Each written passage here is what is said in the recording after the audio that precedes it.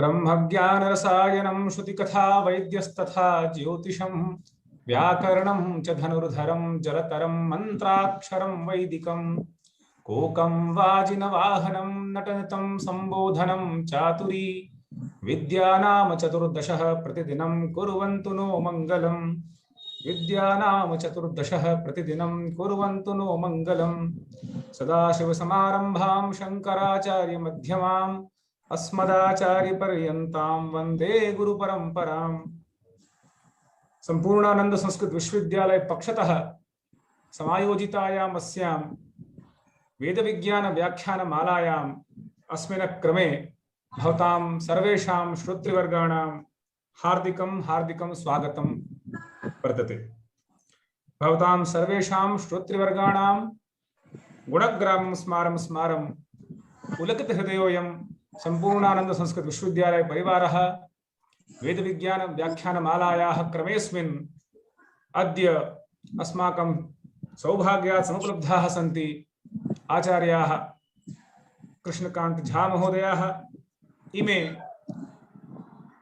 महाराज लक्ष्मीश्वर सिंह महाविद्यालयतः समागताः, तत्र संस्कृत विभागे अध्यक्षपदम् अलङ्कुर्वाणाः वर्तन्ते। तत्र च प्रकृतिविषयम् अवलम्ब्य इदानीं तेषां व्याख्यानम् अधुना वर्तते। अतः विश्वविद्यालय परिवार पक्षतः तेषां हार्दिकं स्वागतं व्याहरामः।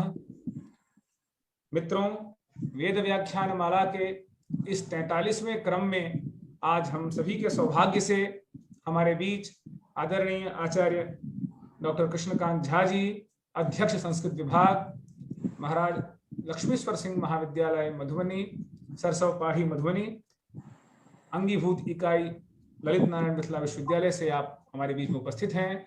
विश्वविद्यालय के अनुरोध को स्वीकार कर आपने आज अपना अमूल्य समय हमें प्रदान किया। एतदर्थ हम धन्यवाद पूर्वक आपका अभिनंदन एवं इस व्याख्यानमाला में हार्दिक स्वागत एवं कृतज्ञता ज्ञापन करते हैं।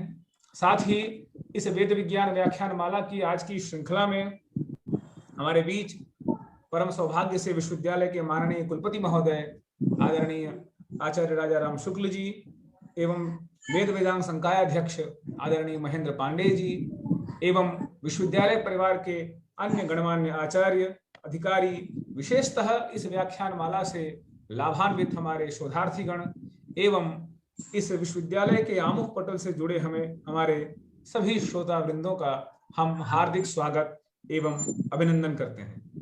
मित्रों, इस व्याख्यानमाला के आज इस 43वें सोपान में हम होली पर्व की ऐतिहासिकता एवं वैज्ञानिकता इस विषय पर आचार्य श्री का उद्बोधन सुनेंगे।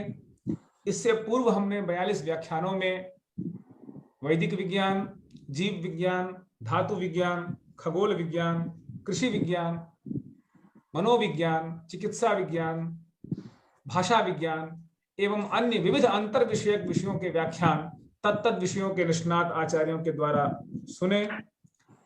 इस क्रम में प्रकरण के अनुसार वर्तमान में हमारी तरफ से आचार्य श्री को निवेदन हुआ था कि हम होली उत्सव के कुछ वैदिक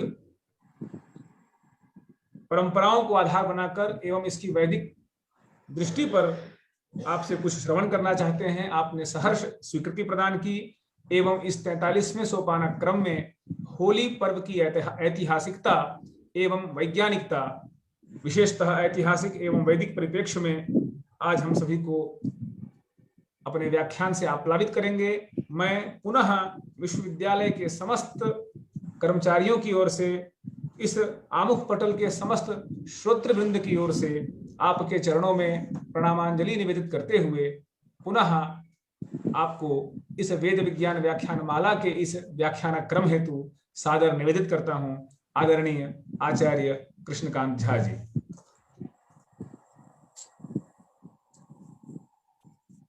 ओम जस्मिन् दिचः सामजजुंषि जस्मिन् प्रतिष्ठिता रचनाभा विवाराः जस्मिंश्चित्तं सर्वमूतं प्रजानां तन्मे मनः शिव संकल्पमस्तु।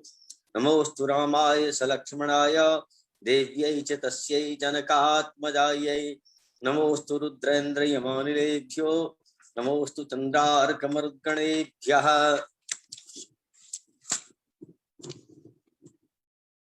धन्यवाद आचार्य मधुसूदन जी।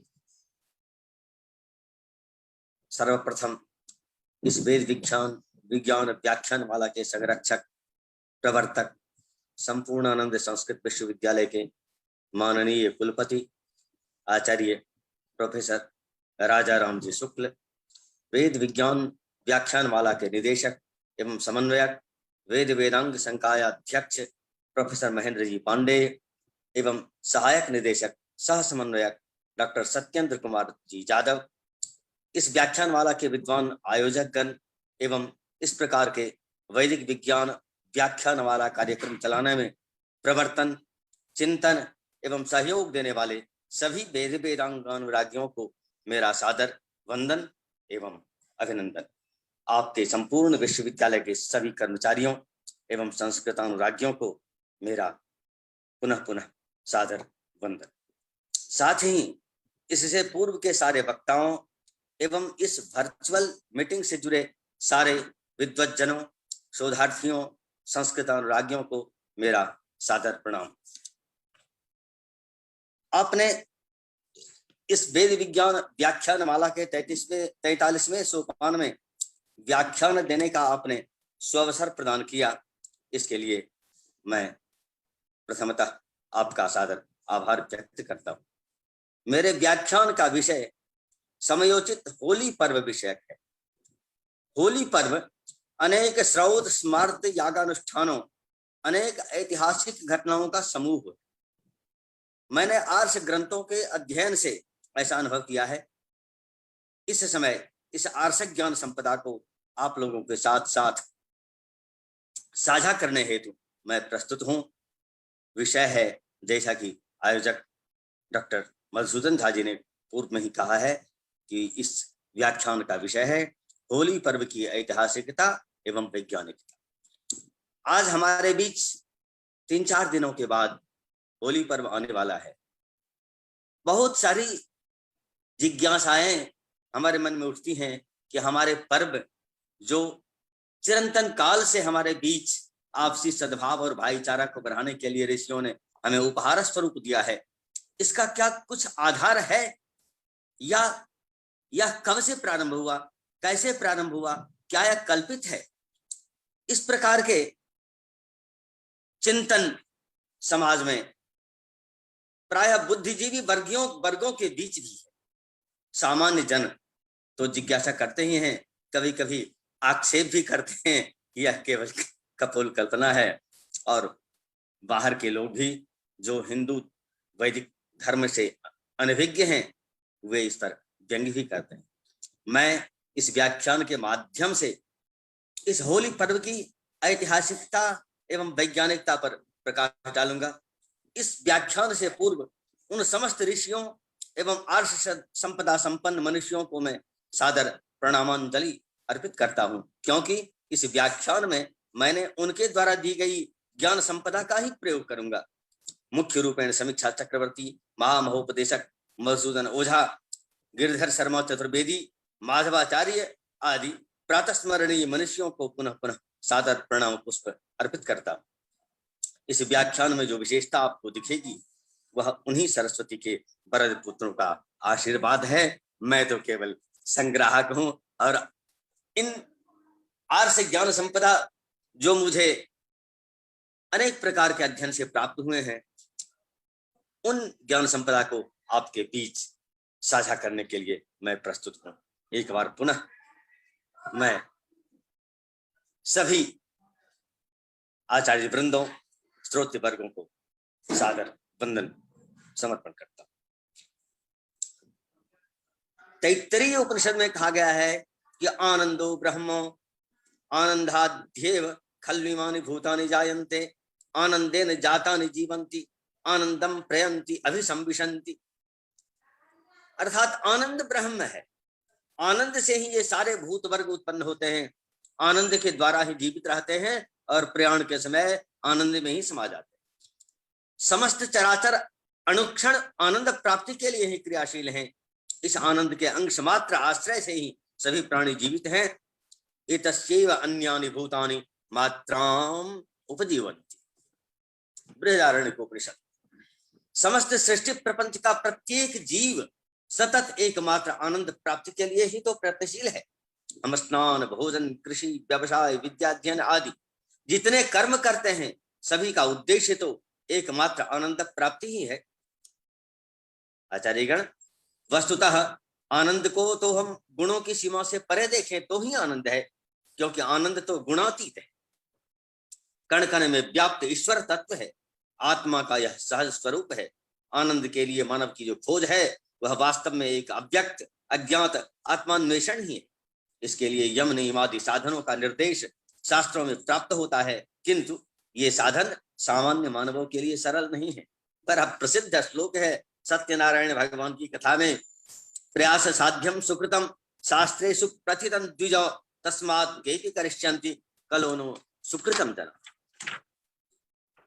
यह श्लोक सरल भी है और प्रसिद्ध भी है। संक्षेप में इसका भाव यह है कि इस समय कलयुग में पुण्य कार्य लोग नहीं कर पाएंगे, क्योंकि पुण्य करने में कष्ट होता है और कष्ट सहन करना आज के लोगों की मानसिकता नहीं है।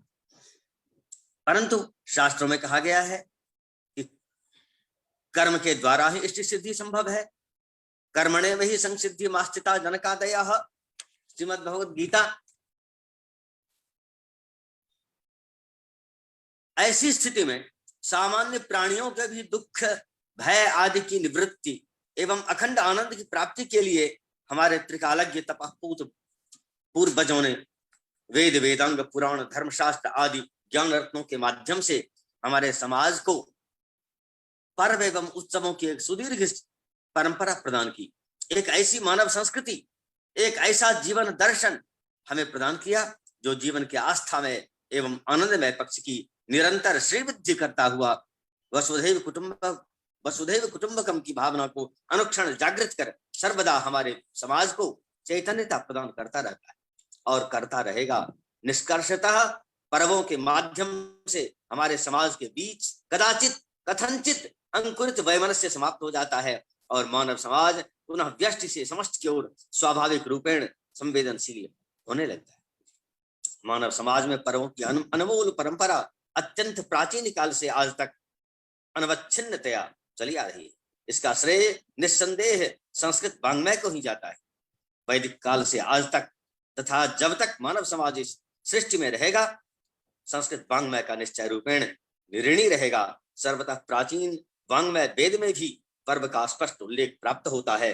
ऋग्वेद का यह मंत्र, यदेशा मन्यो अन्यस्य वाचम शाक्तश्चैव वदति शिक्षमाणः सर्वं तदेषां समृद्धेन पर्व यत्सु वाचो वदथनाध्यप्स।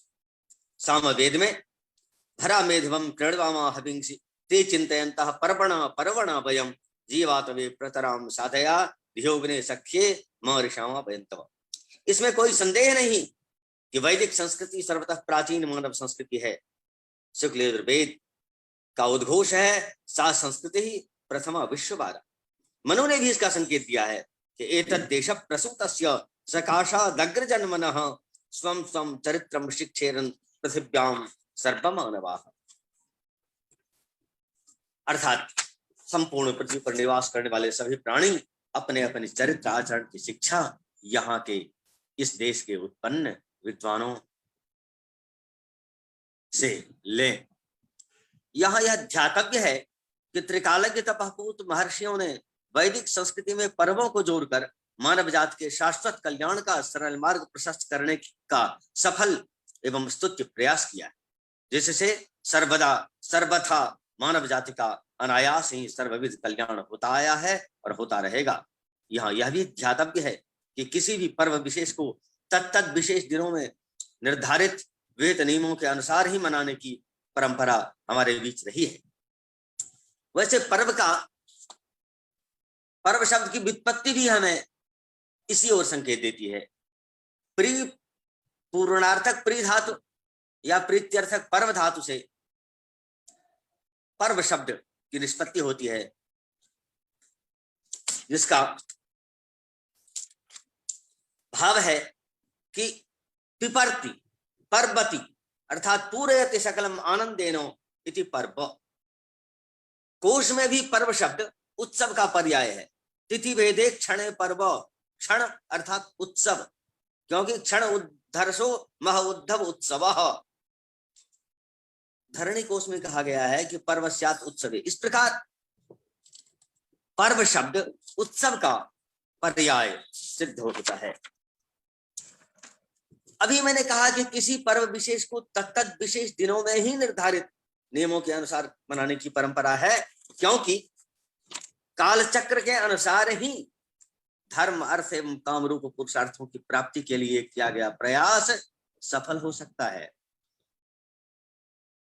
दादुर धुनि चहु दिशा सुहाई, वेद पर है जनपट समुदायी का दर्शन पावस के अतिरिक्त ऋतुओं में क्या सुलभ होता है? कोयल की कूक बसंत में ही सुनाई देती है।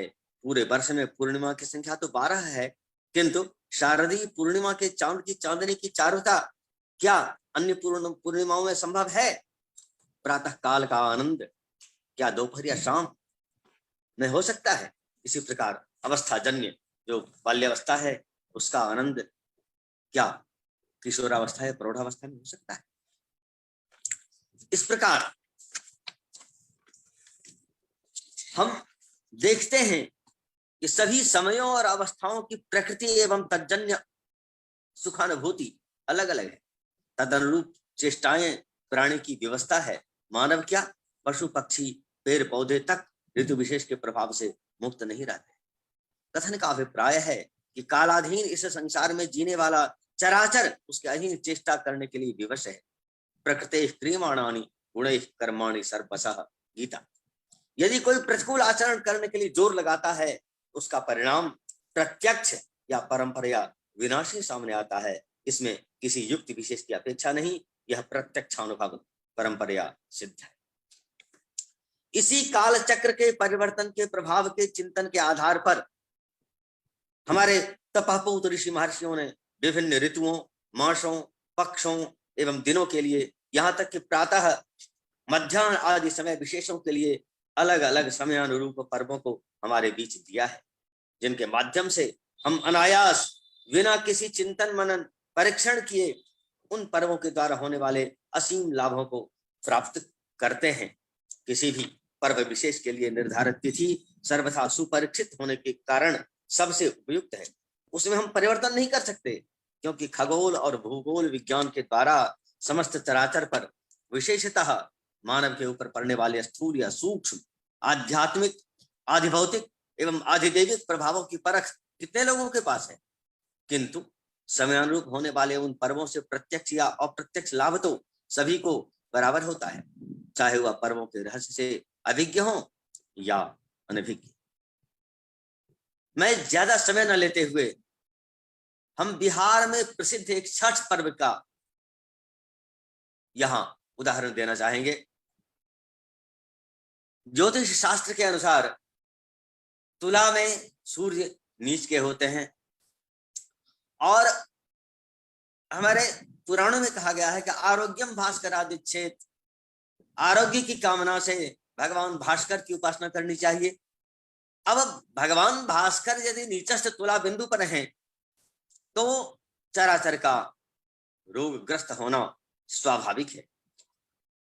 तो इसके लिए हमारे ऋषियों ने कहा कि सूर्य की उपासना करो। अब हम चिंतन करते हैं कि सूर्य तो प्रतिदिन उगते हैं, हमारे बीच प्रत्यक्ष देवता हैं, साक्षात सूर्य नारायण एवं सूर्य नारायणाय नमः। अन्य देवता में नारायण शब्द का प्रयोग हम नहीं करते, भगवान सूर्य में प्रत्यक्ष नारायण की उपासना हम करते हैं। इसमें तो कहने का अभिप्राय यह है कि भगवान सूर्य की उपासना से यदि हमें आरोग्य अथवा इष्ट का लाभ होता है, पुराणों में सूर्य की उपासना से अनेक इष्ट सिद्धियों की प्राप्ति हुई है। धौम्य ऋषि के द्वारा अक्षय पात्र भी महारानी द्रौपदी को प्राप्त हुई थी, सांब का कुष्ठ निवारण भी उनसे हुआ था। तो कहने का अभिप्राय है कि सूर्य की उपासना से यदि हमें इतना लाभ होता आया है और होता रहेगा, तो भगवान सूर्य की उपासना कब करें जो सबसे ज्यादा फलदायी। अब यदि हम चिंतन करते हैं तो वेद कहता है कि भगवान सूर्य की उपासना वो देवता है, तो कहता है कि जस्मिन शतपथ ब्राह्मण का मंत्र है कि जिसमें जस्मिन कलाभि वर्धते ते देवाः यो पक्षीयते सौ पितरः, जिस पक्ष में चंद्रमा की कला की अभिवृद्धि होता रहे वह देवताओं का पक्ष है, और जिसमें कलाओं का ह्रास हो वह पितर का पक्ष है। तो यदि हमें कार्तिक मास में भगवान सूर्य की उपासना करना है तो शुक्ल पक्ष में ही हमें करना चाहिए। अब शुक्ल पक्ष में तो 15 दिन होते हैं, 15 तिथियां होती हैं, तो हम किस तिथि में भगवान सूर्य की उपासना करें? तो हमें ज्योतिष शास्त्र में कहा गया है कि तिथि शावह निको गौरी गणेशो हि गुह रवि शिवो दुर्गांतको विश्वे हरि कामः शिवः शशि, अर्थात प्रत्येक तिथियों के अलग अलग स्वामी हैं, जिसमें सप्तमी के स्वामी भगवान सूर्य हैं। अब शुक्ल पक्ष के सप्तमी तिथि में भगवान की उपासना, भगवान सूर्य की उपासना सर्वथा फलदायी होगा। अब हम भगवान सूर्य की उपासना कब करें, सुबह या शाम, दोपहर? तो कहता है कि पूर्वाह्नो वे देवाः अपराह्नः पितरः, शतपथ ब्राह्मण पूर्वाह्न में भगवान सूर्य की उपासना करें। इस प्रकार यह सिद्ध होता है कि उदीयमान सप्तमी, शुक्ल पक्ष के सप्तमी के उदीयमान सूर्य की हम उपासना करें तो संपूर्ण वर्ष में सबसे ज्यादा हमें फलदायी होगा। तो कहने का अभिप्राय है कि ये ऋषियों का चिंतन है कि उचित समय पर ही, जो ऋषियों का परीक्षित समय है, उसी समय हम पर्वों का अनुष्ठान करें, व्रतों का अनुष्ठान करें। हमारे भारतीय परंपरा में प्रत्येक पर्व के लिए निर्धारित तिथियां हैं, क्योंकि काल की गणना सौर गणना के माध्यम से, चांद्रमास की गणना के माध्यम से और कई माध्यम से होते हैं, जिनमें ये दो मुख्य हैं। अब यदि किसी पर्व विशेष को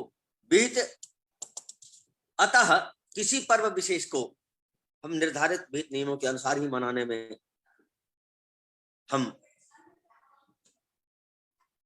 लाभान्वित होंगे, इसमें आर्षक ज्ञान ही प्रमाण है। आर्षक ज्ञान की दिव्यता से ये पर्व परिपूर्ण है। हमारे जितने भारतीय संस्कृति के पर्व हैं वे आर्षक ज्ञान की दिव्यता से परिपूर्ण हैं, और इस दिव्यता का यथार्थ ज्ञान किसी दिव्य पुरुष को ही हो सकता है। इस संबंध में महर्षि पतंजलि की बातें याद आती हैं। महाभाष्य के पश्वसाहनिक में महर्षि ने कहा है कि अग्नौ कपालानि अधिश्रित्य अभिमंत्रयते भृगुणामंगिरशां तपसा तप्यध्वम, अर्थात भृगुणामंगिरशां तपसा तप्यध्वम, इस मंत्र से हम चरु को अभिमंत्रित करते हैं। तो महाभाष्यकार ने कहा है कि अंतरेणापि मंत्रम अग्निर्दहन कर्म कपालानि संतापयति, यदि मंत्र का प्रयोग न भी करें तो भी अग्नि पर जो चरु है वो तो सिद्ध होगा ही। आपके मंत्र में इतनी शक्ति है तो आप अग्नि से हटा के रखें उसे, लेकिन आप तो ऐसा नहीं करते हैं। आप तो इसमें अपनी चतुरता दिखाते हैं कि अग्नि पढ़ देते हैं और मंत्र भी पढ़ते। तो महाभाष्यकार ने कहा कि नहीं, ऐसा नहीं है। तत्र नियमः क्रियते एवं क्रियमाणम अभ्युदय कार्य, अर्थात ऐसा करने से उसमें दिव्यता आएगी, उस चरु में वो दिव्यता होगी जो इष्ट सिद्धि देगी। इस प्रकार इस विहित नियम से करने पर ही वह चरु दिव्य गुण युक्तकारी कल्याणकारी होता है। तात्पर्य यह है कि मंत्र एवं यज्ञ विधि की लोकोत्तर दिव्यता का ज्ञान इन इंद्रियों के द्वारा नहीं हो सकता। आचार्य पर्णी के वृद्धिरादेश सूत्र पर विचार करते हुए महाभाष्यकार ने कहा है कि प्रमाणभूतः आचार्यः दर्भ पवित्र पाणिः शुचावकाशे प्राङ्मुखा उपविश्य महता प्रयत्नेन सूत्राणि प्रणयति स्म, तत्र अशक्यम वर्णेन अपि अनर्थकेन भवितुं किं पुनः यथा सूत्र। अर्थात प्रमाणभूत आचार्यों का एक वर्ण भी अनर्थक नहीं होता, फिर शब्द या शब्दावलियों की चर्चा भी क्या। प्रसिद्ध व्याकरण नागेश भट्ट ने लघु शब्देन्दु शेखर में कहा है कि सभी वस्तुओं के प्रयोजन केवल दृष्टि या प्रत्यक्ष ही नहीं हो सकते। आचार्य गूढ़ एवं रहस्यमय प्रयोजनों से भी साक्षात्कृत होते हैं। उनका समग्र उपदेश, आचार, व्यवहार आदि हमारे लिए प्रमाण है। महर्षि पतंजलि महाभाष्य के प्रस्थानिक में आचार्य नियम वार्तिक के भाष्य में लिखा है, ऋषयो बभूवुः प्रत्यक्ष धर्माणः परापरज्ञाः विदित वेदितव्याः अधिगत याथा तथ्याः। अर्थात ऋषिगण प्रत्यक्ष धर्म पर एवं अपर विद्या के ज्ञाता, ज्ञातव्य सारे तथ्यों के संपूर्ण अभिज्ञ हैं। उपर्युक्त कथन का अभिप्राय है कि ऋषियों द्वारा उपदिष्ट विविध पर्वों का रहस्य कहीं स्वास्थ्य कल्याण परक है, तो कहीं व्यक्ति कल्याण परक, तो कहीं उसका संबंध समाज, देश या विश्व कल्याण से जुड़ा है, तो क्वचित परलोक कल्याण निहित। अंततः तो भारतीय संस्कृति की विविधता का लक्ष्य तो ईश्वरीय आत्मदर्शन है। इस प्रकार ये पर्व साक्षात या परंपरा अपने अंतिम लक्ष्य की ओर तो अभिमुख रहते ही, इस सूक्ष्म दृष्टि से तो सभी विद्वान सहमत हैं। अतः जिस पर्व के जो काल एवं विधियां निर्धारित हैं, उनकी वैज्ञानिकता एवं औचित्य के प्रकटन में यद्यपि उन्हीं तपपूत आचार्यों के द्वारा प्रदत्त विकिरण सामग्रियों से मैंने अपनी मानवीय बुद्धि का उपयोग किया है, फिर भी जो तथ्य अतीन्द्रिय हैं, जिनमें लोकोत्तर दिव्यताएं हैं, उनके विषय में तो वे ही प्रमाण हैं। यहाँ महर्षि पतंजलि का शब्द पुनः स्मृति पथ पर आता है। कहा है कि किसी बात में यदि आचार्य कुछ कहते हैं तो पूर्व पक्ष में है कि ननु च भवान अभ्यंतरो लोके, आप भी तो लोक में ही हैं। तो उन्होंने कहा कि अभ्यंतरो हम लोके न तो हम लोग कहा, मैं लोक के बीच में हूं, लेकिन मैं केवल आदमी नहीं हूं, आचार्यत्वात् मैं आचार्य भी हूं। आचार्य लोक में ही होते हैं, लेकिन उनमें आचार्यत्व होता है, इसलिए मैं जो कहता हूं एक एज ए मैन नहीं कर रहा हूं, एक उपदेशक के रूप में, आचार्य के रूप में। अस्तु, भारतीय संस्कृति का मुख्य तत्व इसकी धार्मिक परंपरा में अनुस्यूत है, यह तो निर्विवाद है और हमारी मान्यता भी है। इसमें ननु युक्ति का यदि कोई उपस्थापन करते हैं तो उन्हें हमारी आर्ष ज्ञान संपदा के रत्नों को खोजना चाहिए और विद्वानों के बीच सत्संग करना चाहिए। अस्तु, इन धार्मिक परंपरा में अनुस्यूत पर्वों की अविच्छिन्न परंपरा इसकी उज्ज्वलता, निर्मलता, अखंडता एवं सर्वथा सर्वदा नवीनता का परिपोषक रही है। और यह परमहर्ष का विषय है कि वैदिक काल से अद्यावधि यह पर्व परंपरा हिंदू संस्कृति का प्राणदायक तत्व बनकर अविचल हमारे बीच विद्यमान। यद्यपि पर्वों के रहस्य ज्ञान के लिए हमारी आर्ष संपदा सर्वथा परिपुष्ट है, किंतु इसकी विशालता और अगाधता इतनी है कि हम सामान्य जन दिग्भ्रमित हो जाते हैं और उलझ जाते हैं। जरा सोचें कि पर्व कब मनाया जाए, तो इसके ज्ञान के लिए हमें ज्योतिष विभाग जाना पड़ता है कि अमुक पर्व किस तिथि में होगा। अब इसकी क्या विधि है, इसके लिए चले धर्मशास्त्र विभाग। धर्मशास्त्र विभाग में कहा जाएगा कि अस्य पर्वणः अयम विधि अनेन प्रकारेण इदम पर्व उपासनीयम। फिर इसका क्या महत्व है, इसके करने से क्या होगा, क्यों हम करें। आज एकादशी तिथि है, वैष्णवानाम एकादशी व्रतम, तो एकादशी तिथि की जानकारी के लिए हमें ज्योतिष विभाग गए और इसकी क्या विधि है, उपवसेत अथवा खादेत, तो इसके लिए हमें धर्मशास्त्र के शरण में जाना पड़ा। अब इसका क्या महात्म्य है, इसके लिए इसका समाधान हमें पुराणों में प्राप्त होता है। इस प्रकार आदि आदि अनेक जिज्ञासाएं हैं।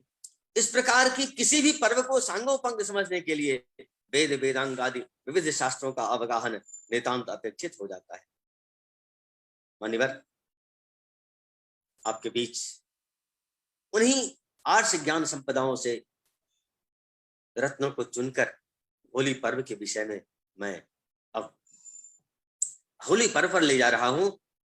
इस समय होली पर्व सामने है और आप लोगों ने होली पर्व के विषय में ही चिंतन करने के लिए मुझे कहा था, मैंने चिंतन भी किया है। सारे चिंतन उन आर्ष पुरुषों की है, हमारे पूर्वजों की है, जिन्हें मैं पुनः प्रणामांजलि अर्पित करता हूं। अब इस समय हम होली पर्व की ऐतिहासिकता एवं वैज्ञानिकता विषय पर अपने विषय को केंद्रित करते हैं, अपनी चर्चा को केंद्रित करते हैं।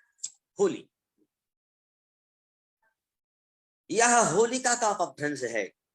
आगे हम अपने व्याख्यान में कहेंगे कि होलिका और वसंतोत्सव अर्थात जिस दिन संवत जलाया जाता है फाल्गुनी पूर्णिमा के दिन, और उसके अगले दिन जो वसंतोत्सव का उल्लास में वातावरण होता है, पर्व होता है, इन दोनों को हम जोड़ के ही देखें तो अच्छा है। ये दोनों परस्पर संपृक्त हैं। ये वैदिक काल के स्रोत यागों से, स्मार्त यागों से और ऐतिहासिक घटनाओं से इन्हें जुड़ाव है।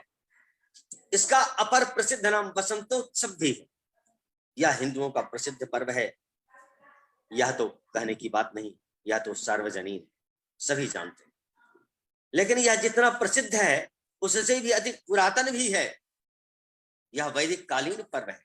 इस पर्व का कई ऐतिहासिक घटनाओं के साथ साथ कतिपय स्रोत स्मार्त कर्मों से भी साक्षात संबंध है। दूसरे शब्दों में यह पर्व कई स्रोत स्मार्त कर्मों एवं ऐतिहासिक घटनाओं का समूह है, जिसमें कालक्रम से रूपांतर होते होते भी भिन्न भिन्न कर्मों के न्यूनाधिक कर्म अभी भी शेष है। वसंतोत्सव का पौराणिक निखरा हुआ रूप, जिसका पुराणों, संस्कृत काव्यों, विशेषतः नाटकों में बड़े ही सहज, मनोरंजक एवं विशद वर्णन प्राप्त होता है, का प्रत्यक्ष दर्शन अभी भी प्रायः तदनुरूप ही होता है। हमारे समाज में अभी भी प्रायः उसी प्रकार से मनाया जाता है। यह सुविदित है कि यह पर्व चैत्र कृष्ण प्रतिपदा को मनाया जाता है। इसे रंगों का त्योहार भी कहा जाता है। ऋतुराज बसंत का साम्राज्य प्रकृति के कण कण में मादकता बिखेरती नजर आती है। रंग गुलालों से एक नवीन रौनक, नवीन उत्साह एवं उमंग की लहरें जन जन में लहरें मारती दिखती हैं। आबाल वृद्ध नर नारी सभी इसे बड़े उत्साह से मनाते हैं। यूं कहें कि एकमात्र होली पर्व हिंदुओं का सबसे बड़ा पर्व है तो अतिशयोक्ति नहीं होगी। इसमें जाति, वर्ग, अमीर, गरीब, विद्वान, मूर्ख सभी होली के रंग में रंग जाते हैं। यह कितना उमंगदायक है। मैथिली गीत की यह पंक्ति इसके लिए पर्याप्त होगी। ये भारी फगुआ बुढ़वा देवर लागे, यह प्रसिद्ध है, यूपी में भी प्रसिद्ध है और प्रायः यह वाक्य संपूर्ण उत्तर भारत में सुनाई पड़ता है। वस्तुतः यह देशव्यापी क्या विश्वव्यापी हिंदू पर्व, यह ऋतु पर्व है। इससे एक दिन पूर्व रात में होलिका दहन की परंपरा है। मिथिला में या संपूर्ण भारतवर्ष में इसे संवत जलाना भी कहा जाता है। तात्पर्य यह है कि आज संवत यानी वर्ष का अंत है, कल से नव वर्ष का प्रारंभ होगा। आज जो 1 जनवरी मनाते हैं लोग, हमारे भारतीय परंपरा का यह वर्ष का प्रारंभ दिन है। यद्यपि पंचांगों के अनुसार नए संवत का प्रारंभ चैत्र शुक्ल प्रतिपदा से होता है, किंतु हम चांद्रमास पर जब विचार करते हैं, चैत्र, वैशाख आदि, तो इसकी 2 परंपराएं हैं, कृष्णादि चांद्रमास और शुक्लादि चांद्रमास। दोनों व्यवहार में मान्य हैं। चैत्र मास संवत्सर का पहला मास है। वसंत ऋतुओं का पहला ऋतु है। यदि इसका कृष्णादि पक्ष ग्रहण करते हैं तो होली का दिन नववर्ष का पहला दिन होता है। यानी आज का 1 जनवरी हिंदुओं में नववर्ष मनाने का यह त्योहार विश्व के लिए आदर्श है। संक्षेप में हम स्पष्ट कर दें कि मास की गणना में कृष्णादि और शुक्लादि दोनों मान्य हैं। जैसा कि मैंने कहा है, उत्तर भारतीय लौकिक व्यवहार एवं कर्मकांड के संकल्प वाक्यों एवं पर्वों में कृष्णादि मास ही सर्वमान्य है। कतिपय यागानुष्ठानों में शिववास, अग्निवास आदि के विचारों में शुक्लादि मास की गणना की जाती है और दक्षिण भारत में शुक्लादि मास की गणना प्रधानतया होती है। परंतु ये दोनों मास कृष्णादि और शुक्लादि मान्य हैं। यदि प्रथमतः वसंत ऋतु है, उसका प्रथम दिन, और चैत्र मास का प्रथम दिन चैत्र कृष्ण प्रतिपदा है, तो यह वर्ष का पहला दिन तो है ही, और वर्ष के प्रारंभ का जो आनंद उमंग है उसको मनाने की जो हमारी भारतीय पद्धति है वह निराली है और वैदिक काल से लेकर आज तक है। आज यह विश्व के लिए आदर्श है। आज भले ही नए नए दिनों में नए वर्ष मनाने की परंपरा विश्व में अलग अलग देशों में चल पड़ी है, लेकिन हमारी भारतीय संस्कृति के विद्वानों की मान्यता है कि उसका आदर्श हमारा यह होली पर्व ही। अस्तु, होलिका दहन एक शास्त्रीय विधि है। धर्मशास्त्र की पुस्तकों में इसकी विधि वर्णित है। लोकाचार में मंत्रों के अतिरिक्त धर्मशास्त्रीय विधि का अक्षरशः पालन अभी भी देखा जा सकता है। ज्योतिर्निबंध ग्रंथ के श्लोक का उदाहरण देते हुए वर्षकृत्यकार ने रामचंद्र झा ने लिखा है कि तत्राग्नि मंत्र मुच्चार्य दीपयेद होलिकाम शुभम भगलिंगांकितैर्वाक्यैः क्रीडितव्यं पिशाचवत्। अर्थात वहां होलिका दहन मंत्रों का उच्चारण करके करे, वहां योनि और लिंग से संयुक्त वाक्यों अर्थात गाली या अपशब्द के द्वारा पिशाचवत क्रीड़ा करे, होलिका की अग्नि की 3 बार परिक्रमा करे। तमग्निम त्रिह परिक्रम्यो गायन्तु च हसन्तु च जल्पन्तु स्वेच्छया लोकाः निशंका यस्य जन्मतम। अर्थात जिसके मन में जो भी हो हास्य विनोद करे, निशंक होकर बोले। अर्थात एक दिन के लिए यह पर्व हमें आपस में हंसने बोलने खेलने के लिए बच्चों अथवा अनपढ़ गमारों की तरह आजादी देता है, छूट देता है। मान्यवर, आज जब सारी दुनिया तनाव मुक्त रहने का उपाय सोचने को विवश है और विश्व के मनोवैज्ञानिकों ने मनुष्य को स्वस्थ रखने के लिए वर्ष में कम से कम एक दिन खूब जोर से हंसकर बिताने की सलाह दी है, वह है 1 जुलाई।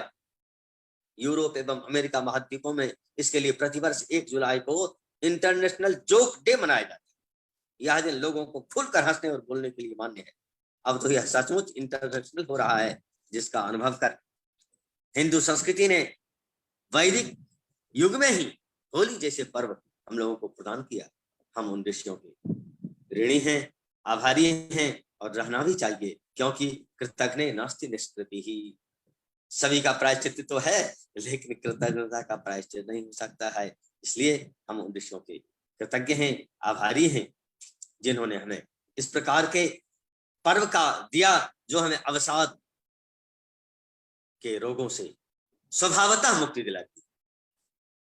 दैनिक जागरण का एक मुजफ्फरपुर संस्करण का 210 का हमें एक पत्र मिला, जिसमें लिखा था प्रश्न संख्या 2 में, हंस लो जी भर।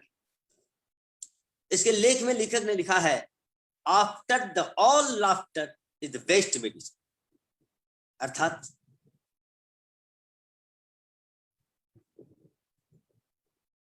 यह बेस्ट मेडिसिन है, जी भर के हंसना। जापानी कहा उसी में लिखा था कि जापानी कहावत है कि हंसी के साथ समय गुजारने का अर्थ ईश्वर के साथ समय गुजारना। अमेरिकी मोटिवेटर के मुताबिक लाफ्टर एक दवा है। ये वास्तव में मदद करते हैं हमें मेडिकली इमोशनली फिट करने में, ये हमें मदद करते। अब हम देखते हैं कि इस पर्व का इतिहास कहां जाता है।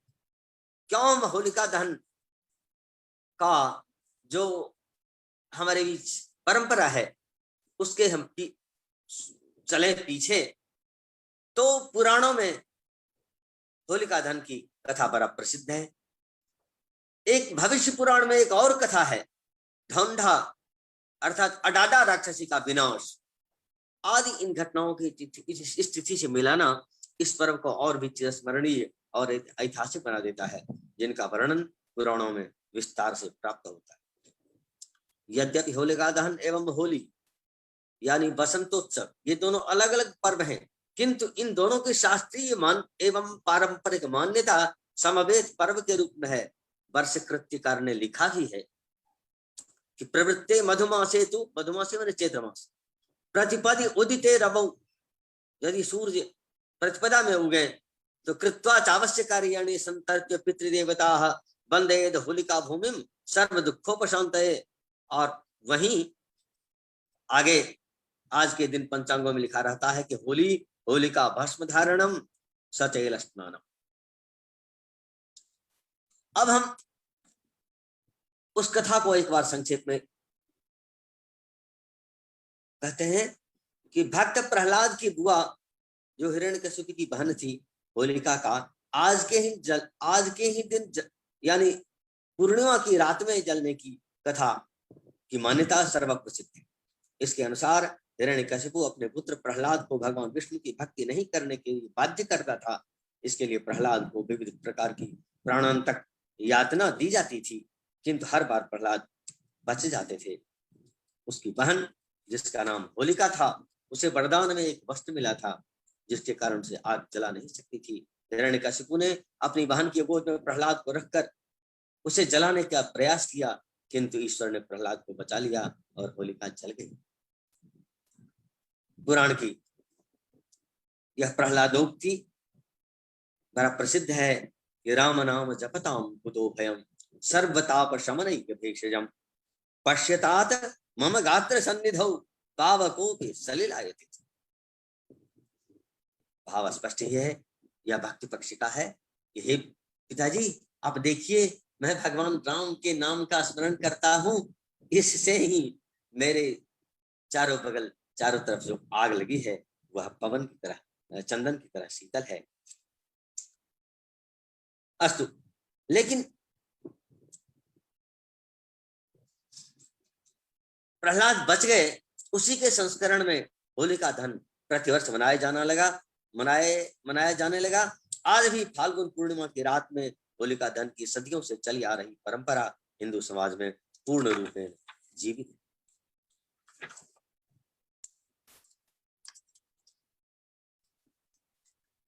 एक और ऐतिहासिक घटना, भविष्य पुराण के उत्तर पर्व के 132वें अध्याय में माली नामक राक्षस की पुत्री ढौंढा की कथा। वह तपस्या कर भगवान शंकर से वरदान के बल पर उन्मत्त हो गई और प्रजाओं को विशेषतः बच्चों का नाश करने लगी। उस समय सूर्य वंश के महान प्रतापी राजा रघु का साम्राज्य था। उस समय वह जब बच्चों का नाश करती थी तो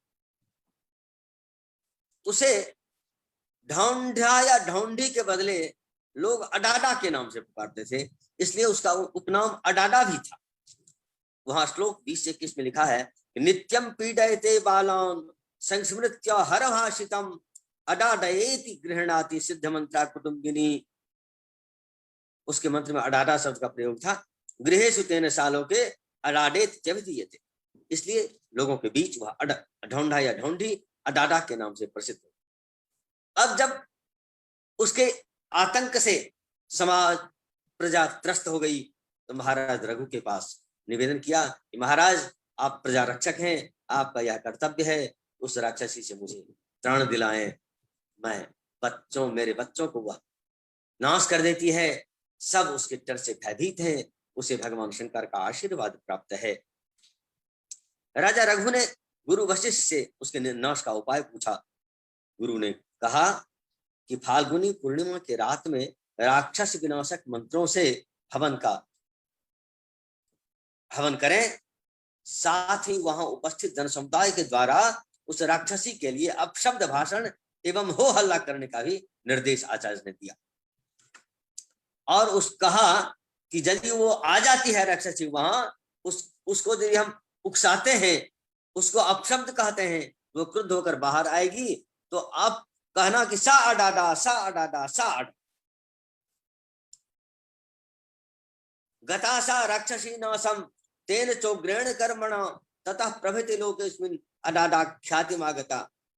वह अडाडा नाम की राक्षसी इस प्रकार से वह बच्चों के अपमानित होने पर सा अडाडा आदि अपने नाम का व्यंग्यात्मक शब्द सुनकर बहुत क्रुद्ध होकर आती है और इधर यज्ञ में आमंत्रित, उसके नाश के द्वारा आमंत्रित आहुति दी जाती थी, वह राक्षसी स्वयं विनाश को प्राप्त हो गई।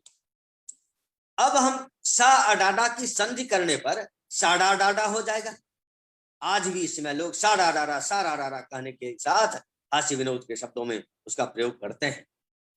यह कहानी इस पर्व से जोड़ती है और उसके बाद रघु के राज्य में बसंतोत्सव मनाया गया। सभी लोग उस राक्षसी के त्राण से मुक्त होने पर बड़े हास्य व्यंग से उल्लास में वातावरण में बसंतोत्सव मनाया। कतिपय वैदिक विद्वान इसे नवान्नेष्टि से होलिका दहन का तार जोड़ते हैं। पहले ही मैंने कहा था कि वैदिक स्रोत यागों और स्मार्त यागों से इसका प्रत्यक्ष संबंध। कहा गया है कि जब जब नवीन अन्न पैदा हो तब तक एक इष्टि करें, जिसका नाम स्रोत सूत्रों में आग्रहणेष्टि है। यह वर्ष में 3 बार की जाती है। इसका एक निर्धारित समय फाल्गुनी पूर्णिमा भी है। जिन द्विजों ने स्रोत अग्निहोत्र न लिया हो वे निरग्नि कहलाते हैं, और निरग्नि द्विजातियों के लिए इस अवसर पर नवान्नेष्टि या नवान्नप्राशन, इसका दूसरा नाम नवषष्ठेष्टि भी है, का विधान गृह सूत्रों में है। पारस्कर गृह सूत्र में कहा गया है कि अनाहिताग्निर नवप्राशनम, अर्थात नवीन अन्न का पहले हवन करना शास्त्र निर्दिष्ट है। यह कर्म भी प्रकारांतर से होलिका दहन के समय आज भी होता है। लोग उस ज्वाला में गेहूं जौ की बालियां सेकते हैं या उसमें प्रक्षेप करते हैं। तो उस अग्रहणेष्टि या नवान्नेष्टि का जो स्वरूप था वह परंपराया अभी भी उस समय देखा जाता है। जहां भी कहीं भी होलिका दहन होता है वहां में लोग गेहूं चावल आदि नवीन जो है गेहूं चावल को गेहूं और जौ इत्यादि उसमें एक प्रक्षेप करते हैं। कई विद्वान काम दहन से इसका संबंध मानते हैं। भगवान शंकर ने अपनी क्रोधाग्नि से कामदेव को भस्म कर दिया था और लोगों में प्रसन्नता हुई कि भगवान शंकर का अब जगत जननी माता पार्वती से वैवाहिक संबंध स्थापित होगा और इससे जो संतान होंगे वह उस संतान के द्वारा तारकासुर का वध होगा और संसार भयमुक्त हो जाएगा। तो तभी से इस त्योहार का प्रचलन हुआ। ऐसा एक कल्याण में भी मैंने पढ़ा था, पर्व विशेषांक कल्याण है, गीता प्रकाश। होलिका दहन के प्रातः काल चैत्र कृष्ण प्रतिपदा तिथि को बसंतोत्सव मनाना चाहिए, ऐसा वर्षकृत्य प्रथम भाग में लिखा है कि होलिका दहन उत्तरम प्रभाते बसंतोत्सवम कुर्यात्। यह नववर्ष का पहला दिन है। यह तो सिद्धि ही है, जैसा कि मैंने पहले भी कहा है। संस्कृत नाटकों में बसंतोत्सव का बड़ा ही सुंदर मनोरम वर्णन प्राप्त होता है। पुस्तकों में जो वर्णन प्राप्त होता है उससे अभी के होली में मात्र इतना अंतर है, उस समय प्रजाओं के साथ बसंतोत्सव में राजा भी भाग लेता था तथा उस दिन रति और कामदेव की मूर्तियों का सोल्लास सविधि पूजा की जाती थी। आज वह परंपरा कुछ क्षीण हो चुकी। विद्वजन, मैं समय ज्यादा ले रहा हूं, क्षमा करें। होली रंगों का पर्व है। इसके रंगों में कितने रहस्य छिपे हुए हैं। कामदेव के प्रिय मित्र ऋतुराज बसंत स्वागत में चैत्र कृष्ण प्रतिपदा रंग अबीर गुलाल इस नए नए इत्र, नए नए पकवान, मिष्टान्न और हर्षोन्माद से संपूर्ण वातावरण को रंगीन बना देती है। इसके क्या रहस्य है, जरा हम इस पर जाते हैं। यह नव वर्ष का प्रथम दिन है। वर्ष का प्रारंभ बसंत ऋतु और चैत्र मास से माना जाता है, अतः यह नव वर्ष का प्रथम दिन है। इसका अभी मैंने इसकी चर्चा ही की है। रात में संबत जलाना अर्थात होलिका दहन बीते वर्ष के समापन भी इसी बात का परिपोषक है कि आज संबत जल गया, कल से नवीन संबत प्रारंभ होगा।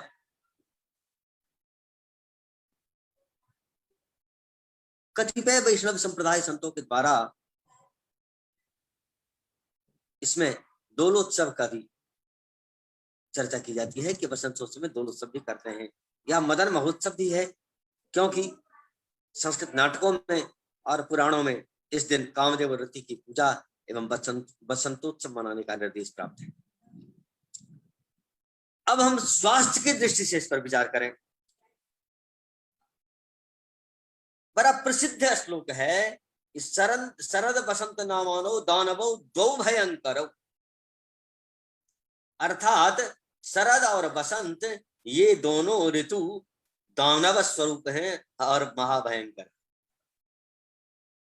कविगण का बसंत बहुत प्यारा ऋतु है, वो निराश न होए। बसंत वस्तुतः ऋतुराज है, किंतु स्वास्थ्य की दृष्टिकोण से, यह स्वास्थ्य की प्रतिकूलता की दृष्टि से ये दोनों ऋतुएं किसी दानव से कम नहीं है। क्योंकि कहा गया है कि वैद्यानाम शारदी माता पिता तो कुसुमाकरा, अर्थात वैद्यों चिकित्सकों के लिए शरद ऋतु माता है और बसंत ऋतु पिता है। क्योंकि ये दोनों ऋतुओं, इन दोनों ऋतुओं में लोग इतने बीमार पड़ते हैं कि इन्हें माता पिता के समान यह ऋतु उसका वैद्यों और चिकित्सकों का पालन पोषण कर जाती है और पूरे वर्ष खाते पीते रहते। स्वास्थ्य की दृष्टि से वसंत ऋतु में ऊंचे स्वर में बोलना, गाना बजाना, कूदना, दौड़ना आदि प्रकार के व्यायाम इस ऋतु में होने वाले रोगों से बचने के उपाय हैं, ऐसा हमारे आयुर्वेद के विद्वानों की मान्यता है। महर्षि सुश्रुत का वचन है कि कफश्चिता है शिशिरे, शिशिर में कफ एकत्र हो जाता है, और बसंतेर कंसुतापिता, और बसंत ऋतु में जब सूरज का ताप उस पर पड़ता है तो पिघल जाता है। हत्वाग्निम कुरुते रोगान अतस्तम त्वरया त्यजेत, अतः उसका शीघ्र प्रतिकार करना चाहिए। इसके उपचार में बताया गया है कि तीक्ष्णैर बमन नस्याद्यैः लघुरूक्षैश्च भोजनैः व्यामायोद वर्तना घाते घाताद्यैर्जित्वा श्लेष्माण मूलबणम।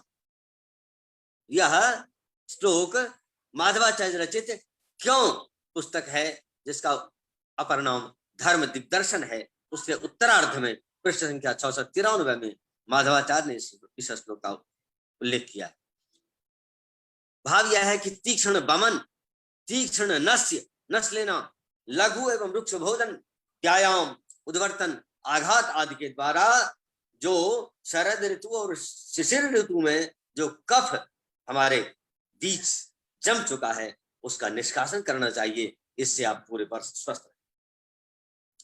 उक्त आयुर्वेदिक उपचारों का प्रयोग इस होली पर्व में सम्मिलित कर निस्संदेह हमारे मनुष्यों ने मानव को रोग रहित होने का मार्ग भी प्रशस्त किया। ये मानसिक चिकित्सा तो है ही, शारीरिक चिकित्सा भी इस होली में होती है। भारतीय प्रसिद्ध मनीषी स्वनाम धन्य गिरिधर शर्मा चतुर्वेदी ने वैदिक विज्ञान और भारतीय संस्कृति में पृष्ठ 224 में कहा है, यह ग्रंथ बिहार राष्ट्रभाषा परिषद पटना से प्रकाशित है, उसका मैं उदाहरण दे रहा हूं। उसमें कहा गया है कि वस्तुतः इस पौराणिक विधान का संबंध विज्ञान से प्रतीत होता है। शीतकाल का संचित कफ बसंत की गर्मी पाकर पिघलता है, उसके सब कीटाणु शरीर में फैलकर नाना रोग पैदा करते हैं। यह ऋतु कफ रोग के लिए आयुर्वेद में या लोक में सुप्रसिद्ध है। विशेषकर बालकों को भिन्न भिन्न प्रकार के रोग इस मौसम में होते हैं। घरों में शीतकाल में पूर्ण गर्मी न पहुंचने के कारण कई प्रकार के कीटाणु अपना स्थान बना लेते हैं, जो कि कई प्रकार की हानि करते हैं। शरीर में उत्साह लाना, कूदना, अग्नि जलाकर उसके पास रहना, ऊंची आवाज से गाना आदि सभी काम कफ के निवर्तक। यह मैं नहीं कह रहा हूं, स्वनाम धन्य गिरधर शर्मा चतुर्वेदी का वचन है। मिष्टान्न में गुड़ की प्रधानता भी कफ की निवृत्ति के लिए ही बताई गई है। घरों को स्वच्छ करना, गोबर से लीपना, प्रज्वलित करना, ये सब विधियां भी कीटाणु विनाशक हैं। इन वैज्ञानिक अनुष्ठानों से कफ रोग की निवृत्ति में किसी को संदेह नहीं हो सकता। हास्य प्रधान गान और यथेच्छ भाषण इसी आधार पर रखा गया है। स्वभावतः ऐसे विषयों को उच्च स्वर से बोलता है। उत्साह जनित उच्च स्वर कफ हटाकर फेफड़ों को साफ करे। माधवाचार्य ने अपने क्यों पुस्तक में लिखा है कि रंगों का व्यवहार इस होली में होता है, वह संक्रामक रोगों से मुक्ति दिलाता है। उनका वचन, फूलों से तैयार किया हुआ रंग एक प्रकार से उसके फूलों का अर्थ ही होता है। यदि उस रंग में रंगा हुआ कपड़ा भिगोकर शरीर पर डाल दिया जाए तो रंग सभी के रोमकूपों द्वारा आभ्यंतरिक स्नायु मंडल पर अपना प्रभाव डालता है और संक्रामक बीमारियों को शरीर के पास फटकने नहीं देता। यथा उन्होंने यज्ञ मधुसूदन नामक किताब से उदाहरण दिया है। एतत् पुष्पम कफम पित्तम कुष्ठम दाहम तृषामपि वातम स्वेदम रक्तदोषम मूत्राकृच्छ्रांस नाशे इत्यादि प्रमाणानुसार पलाश के फूल कफ कुष्ठ दाह वायु रोग मूत्र कृच्छ्रादि रोगों का भी औषध है। चूंकि बालकों की त्वचा अपेक्षाकृत अधिक कोमल होती है, उस पर रोगों के आक्रमण का अधिक भय रहता है, अतः रंग खेलने की इस प्रवृत्ति को हमारे पूर्वजों ने बालकों में अधिक प्रसरित किया। प्राचीन भारत की होली में पलाश पुष्पों का रंग, गुलाल, अबीर और स्निग्ध चंदन यही वस्तुएं मुख्य थी। होलिका दहन के विषय में माधवाचार्य जी ने वही लिखा है कि होलिका दहन इस जाड़े और गर्मी की ऋतु संधि में फूट पड़ने वाली चेचक, मलेरिया, खसरा आदि अनेक संक्रामक रोग कीटाणुओं के विरुद्ध सामूहिक अभियान, स्थान स्थान पर प्रज्वलित महाअग्नि की प्रदीप्त आवश्यकता से अधिक ताप समस्त वायुमंडल को उष्णाकर जहां सूर्य की समुचित उष्णता के अभाव में उत्पन्न इन रोगों के कीटाणुओं का संहार कर देती है, वहीं प्रदक्षिणा के बहाने अग्नि की परिक्रमा के समय 140 डिग्री फ़ारेनहाइट ताप को अपने शरीर में समाविष्ट करने वाली जनता के शरीरस्थ समस्त रोगोत्पादक तत्वों को भी निश्चेष करने में समर्थ हुई। ये पंक्तियां माधवाचार्य की। हम इन ऋषियों के, इन पूर्वजों के इन वाक्यों के ऋणी हैं। मैंने वहीं से सावधान ग्रहण किया और आपके बीच प्रस्तुत किया। अगला बिंदु देखें कि वसंत ऋतु स्वभावतः उन्मादक होता है, यह तो कविगण भी मानते हैं। यह तथ्य सर्वविदित है। कविगण बसंत के साम्राज्य में सारे शिष्ट को उन्माद युक्त देखकर काव्य करने में कलम को रोकना ही रोक देते हैं। वस्तुतः शीतकाल में प्रकृति सबको बल देती है, शक्ति संचित होने पर उसका प्रेम रूप में प्रस्फुटित होना स्वाभाविक है। इसी स्वाभाविक प्रेमोन्माद को पूर्ण चरितार्थ करने के लिए हमारे पूर्वजों ने एक दिन नियत किया है, वह है चैत्र कृष्ण प्रतिपदा।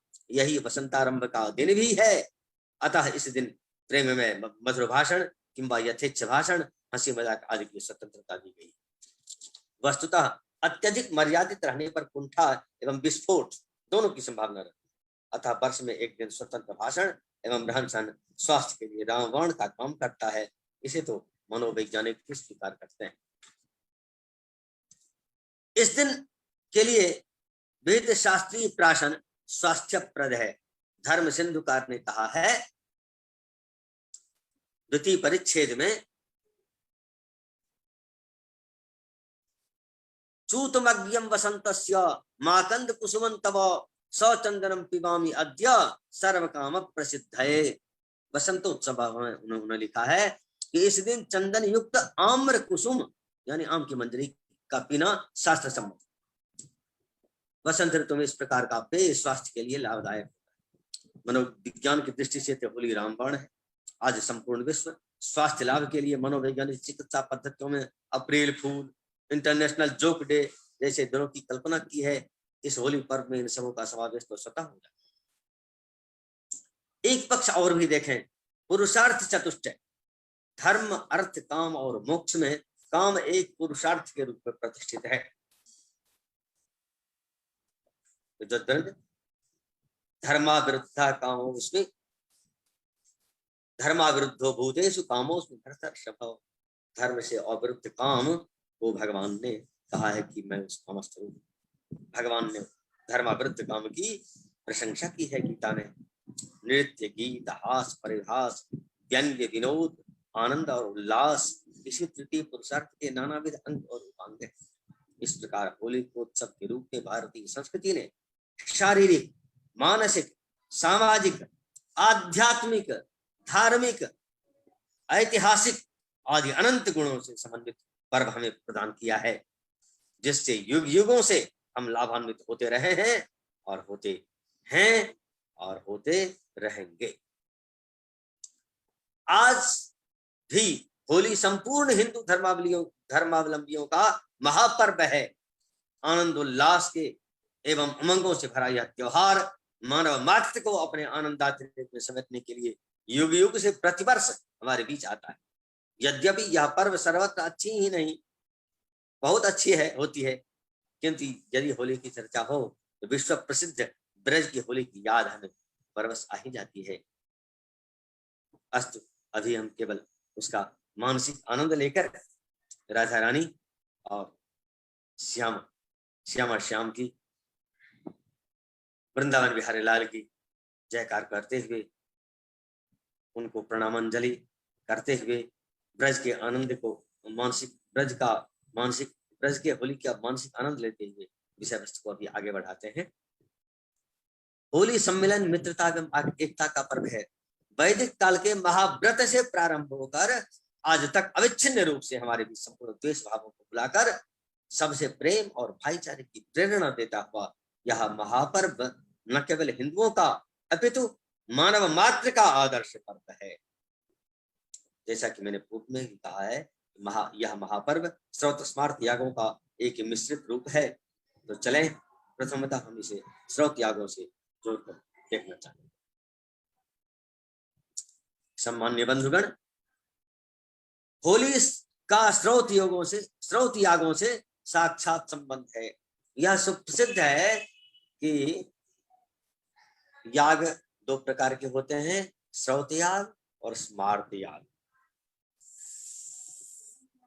स्रोत याग की चतुर्मास्य इष्टि से इसका साक्षात संबंध। अभी स्रोत याग, एक बार हम वैदिक सम्मेलन में जयपुर में गए थे, तो उन्होंने कहा कि अग्निहोत्री ब्राह्मण ही की उपासना, इस विधि का अनुष्ठान कर सकते हैं। तो हम लोगों के सौभाग्यवश राजस्थान में एक ही परिवार के एक ब्राह्मण थे जिन्होंने अग्निहोत्र को कई पीढ़ियों से बचा के रखा था। उनको यजमान बनाने के लिए बुलाया गया और वहां तपस्वी वेदज्ञों ने उस अनुष्ठान को करवाया। मैं उसका अभिज्ञ नहीं था, इसलिए मैं केवल उसका दर्शन ही कर पाया और मैं अपने को सौभाग्यशाली माना। मैं उस दिन को सादर प्रणाम करता हूँ।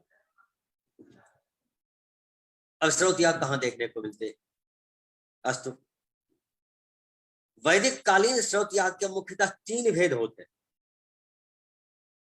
इष्टि, सोम और चयन। इसके विस्तार से जानने के लिए आप वैदिक विज्ञान और भारतीय संस्कृति गिरधर समस्त द्विवेदी की किताब है, उसमें बड़ा विस्तार से इस पर लिखा है। हम केवल होली पर केंद्रित करते हैं। ये 3 प्रकार के वैदिक स्रोत याग हैं, इष्टि, सोम और चयन। इनमें इष्टि अग्निहोत्र, दर्श, पौर्णमास, चातुर्मास्य आदि भेदों से अनेक प्रकार के हैं। चातुर्मास्य इष्टि उन स्रोत यज्ञों के नाम हैं जो प्रतिवर्ष 4-4 महीनों के अंतर से 4 बार किए जाते हैं। इनका संबंध ऋतु परिवर्तन एवं नवान्न से है। यद्यपि ऋतुओं की संख्या 6 है, किंतु 2-2 ऋतुओं का समय प्रायः एक सा रहता है तथा एक फसल का पूर्ण काल प्रायः 4 महीनों का होता है। अतः व्यावहारिक दृष्टि से प्रधानतया 3 ऋतु ही माने जाते हैं, ग्रीष्म, वर्षा और शीत। फाल्गुनी पूर्णिमा के दूसरे दिन ग्रीष्म ऋतु के प्रारंभ में वैश्वदेव नामक चातुर्मास्य इष्टि की जाती है। दूसरी चातुर्मास्यष्टि का क्रम चल रहा है। आषाढ़ी पूर्णिमा के दिन वरुण प्रकाश नामक, कार्तिकी पूर्णिमा के दिन शीत ऋतु के प्रारंभ में तीसरा शाकमेध नामक एवं फाल्गुन मास के मध्य में सुनासिरी नामक चौथा एवं अंतिम चातुर्मास्य इष्टि संपन्न होता है। इस प्रकार फाल्गुनी पूर्णिमा का अगला दिन अर्थात होली का दिन प्रथम चातुर्मास्य इष्टि के प्रारंभ का प्रधान समय है। इसे वैश्वदेव नामक इष्टि भी कहते हैं। आग्रहणेष्टि, चतुर्मास्येष्टि पर्याय है। चतुर्मास्येष्टि 4 होते हैं, जिनमें यह होली के दिन जो चतुर्मास्येष्टि संपन्न होता है अग्रहणेष्टि, उसे वैश्वदेवेष्टि भी कहते हैं। वैदिक इसे अच्छी प्रकार से समझते होंगे, उन्हें ज्यादा अच्छा लगेगा। वैसे यह विषय रोचक है, मैं समझता हूं, आप लोगों को कैसा लगा ये तो आप निर्णय करेंगे। अस्त होली का संबंध इस वैश्वदेव नामक चातुर्मास्येष्टि से साक्षात है। इसका अपर नाम अग्रहणेष्टि है। यह इष्टि प्रतिवर्ष 4-4 महीनों के अंतराल से 4 बार बीते है। इसके नाम और अनुष्ठान का संक्षिप्त इस प्रकार से है। वैश्वदेव चतुर्मास्येष्टि चैत्र कृष्ण प्रतिपदा, वरुण प्रघास चतुर्मास्येष्टि श्रावण कृष्ण प्रतिपदा, शाकमेघ चतुर्मास्येष्टि अग्रहण कृष्ण प्रतिपदा, सुनासिरी फाल्गुन के मध्य फाल्गुन शुक्ल प्रतिपदा। निष्कर्षतः वैश्वदेव नामक चतुर्मास्य इष्टि, जिसका अपर नाम अग्रहणेष्टि है, स्रोत याग से इस होली पर्व का साक्षात संबंध है तथा इस इष्टि की कतिपय प्रसिद्ध क्रियाएं आज भी होली पर्व में परंपरा दृष्ट होती हैं। अब हम चले, अभी मैंने कहा था कि स्रोत याग मुख्यतः 3 प्रकार के होते हैं, इष्टि, सोम और चैन। इष्टि से साक्षात संबंध होली का है, जिसका अभी मैंने जिसकी चर्चा की है। अब उसके दूसरा एक सोम याग जो है, इष्टि सोम और चैन में इष्टि से साक्षात संबंध है इस होली पर्व का, और सोम याग से भी इसका साक्षात संबंध। जिस प्रकार इष्टि स्रोत याग से संबंध है, उसी प्रकार इसका साक्षात संबंध सोम स्रोत याग से भी है। सोम याग के प्रमुख 3 भेद, एकाह, अहीन और सत्र याग। इसको मैं फिर कहूं कि वैदिक स्रोत याग 3 प्रकार के होते हैं, इष्टि सोम और चयन। सोम याग के भी 3 भेद होते हैं, एकाह, अहीन और सत्र याग। सत्र याग का अनुष्ठान पूरे वर्ष भर चलने का विधान है। गवामयन इसी प्रकार का एक सत्र याग है, जिसका अनुष्ठान 360 दिनों में संपन्न होता है। इसका एक निर्धारित समय है, फाल्गुनी पूर्णिमा भी है। दांड्य महाब्राह्मण में कहा गया है कि फाल्गुने दीक्षेरण, इसका जो सायण भाष्य है उसमें कहा गया है कि यस्मिन् मासि फाल्गुनी पूर्णिमा युज्यते स फाल्गुनः मासः तस्मिन् दीक्षा कार्य। यह दिन संवत्सर का मुख है। वही कहा गया है, ये मुखम वा एतत् संवत्सरस्य यत् फाल्गुनो मुखतः एव ततः संवत्सरम आरभ्य दीक्षन्ते। इसका उपांत्य अंतिम दिन से पूर्व का समय महाव्रत कहलाता है। पहले मैंने कहा था कि महाव्रत से प्रारंभ होकर, वैदिक कालीन महाव्रत से प्रारंभ होकर आज तक यह होली हम लोगों के बीच उल्लासमय वातावरण प्रदान करता आया है। तो कहने का भाव यह है कि वह उसके एक दिन पूर्व महाव्रत कहलाता है। इस दिन 1 वर्ष से यज्ञानुष्ठान में व्यस्त श्रांत क्लांत ऋषिगण अपना मनोविरोध करते थे। इस दिन यज्ञानुष्ठान के साथ कुछ ऐसे आमोद प्रमोद कृत्य भी किए जाते थे, जिसका प्रयोजन आनंद और उल्लास में वातावरण के सृष्टि करना है। होली को उत्सव इसी महाव्रत की परंपरा का संवाहक है। होली में जलाई जाने वाली आग यज्ञ वेदी में निहित अग्नि का प्रतीक है। सामगान के अतिरिक्त इस दिन यज्ञ वेदी के चारों ओर दुंदुभी आदि वाद्य बजाए जाते हैं। तांडव ब्राह्मण में कहा है कि सर्वासु सृक्तिषु दुंदुभयो वदन्ति। सृक्तिषु माने वेद्या कोणेषु। सायण ने कहा है कि सृक्तिषु का अर्थ है वेदी के कोणों में, वहां जो होलिका के लिए वेदी बनाई जाती है, वहां चारों तरफ दुंदुभी आदि वाद्य बजाए जाएं। जलपूर्ण घट लेकर ललनाएं यज्ञ वेदी के चारों ओर नृत्य करती हैं। वहीं तांडव ब्राह्मण में इसका वर्णन है। वहां व्यवस्था बनाए रखने के लिए कुछ शस्त्रधारियों के रहने का भी विधान है। वहां कहा गया है, सन्नद्धा कवचिनः परियन्ति इंद्रियस्यैव तद्रूपं क्रियते अथो महाव्रतम एवं महयन्ति। तांडव ब्राह्मण पंचम, तांडव ब्राह्मण में पंचम खंड में पंचम अध्याय में यह लिखा है। सामान्य अनपढ़ नागरिकों के साथ हंसी मजाक करने की भी खुली छूट भी है। ये दोनों एक दूसरे पर आक्षेप प्रत्याक्षेप करते हुए हास परिहास करते हैं। इसमें विशेष रूप से ग्राम्य बोलियों बोलने का प्रदर्शन किया जाता है। आप महाभाष्य में कहा गया है कि जो यज्ञ में ऋत्विक गण यदि अपशब्द का भाषण करते हैं तो उन्हें नहीं करना चाहिए।